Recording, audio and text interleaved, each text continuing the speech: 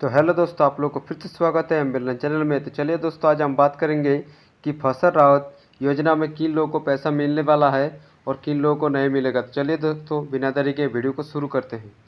इस दिन आएंगे किसान को खाते में फसल बीमा योजना का पैसा, जाने किसके कितना किस्त मिलने वाला है। फसल बीमा योजना, प्रधानमंत्री फसल बीमा योजना के तहत देश भर में किसानों को एक बड़ी सौगात मिलने जा रही है। 13 किस्त को कृषि मंत्री शिवराज सिंह चौहान के एक विशेष कार्यक्रम में किसानों के खाते में सीधे आर्थिक सहायता भेजेंगे। इस बार योजना के अंतर्गत कुल 3200 करोड़ रुपये की बीमा दावा जा रहा है। राशि जारी कर दी जाएगी। इसके लाभ 30 लाख किसानों को लाभान्वित हो गए। यह पूरा वितरण डिजिटल माध्यम से किया जाएगा, जिससे प्रक्रिया पारदर्शित बनी रही है और किसानों को समय पर पैसा मिल सके। कार्यक्रम राजस्थान झुंझुनू में होगा, जिसके केंद्र राज्य कई मंत्री मौजूद रहेंगे। राज्य में राशि वितरण, कुल दावा राशि राज्यों के हिसाब से वितरण तय कर लिया गया है। अधिकारियों के आंकड़ों के अनुसार मध्य प्रदेश में किसानों को सबसे बड़ी 1156 करोड़ रुपये की दी जाएगी। राजस्थान में किसानों के लिए 1121 करोड़ रुपये की प्रावधान किया जाएगा। जिसके अलावा छत्तीसगढ़ में किसानों को 150 करोड़ रुपये की, अन्य राज्यों के किसानों को कुल 7073 करोड़ रुपये के ट्रांसफर किया जाएगा। यह सभी भुगतान सीधे लाभार्थी के खाते में किया जाएगा, जिससे कि प्रकार देरी या बिचारियों के समन्वय होगा। जो व्यवस्था किसानों की आर्थिक सुरक्षा को मजबूत बनाने के लिए दिया जाएगा। नई दावा निपटने के लिए सरकार ने इस पर दावा निपटा प्रक्रिया की ओर से तेजी से सरल बनाने के लिए नई प्रणाली लागू की है। अब दावा का भुगतान किया जा रहा है।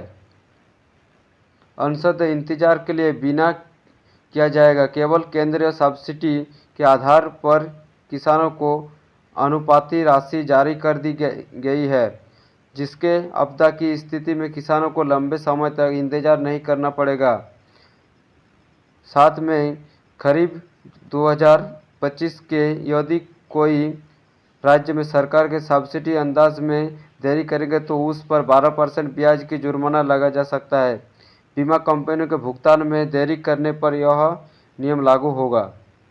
समय पर सहायता का महत्व, कृषि से जुड़े रहने के लिए जोखिमों के कारण किसानों को समय पर सहायता आवश्यकता होगा।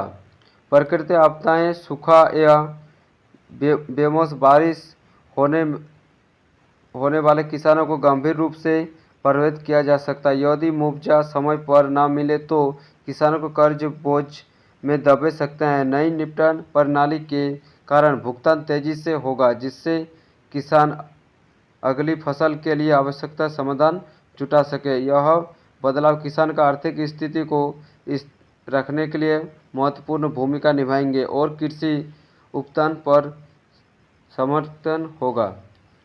योजना का अब तक का सफर, प्रधानमंत्री फसल बीमा योजना 2016 में शुरू की गई थी, जो तब किसानों के लिए अहम सुरक्षा कवच साबित हुई है। अब तक इस योजना के तहत किसानों को 1.83 लाख करोड़ रुपये की आर्थिक दावा किया गया है।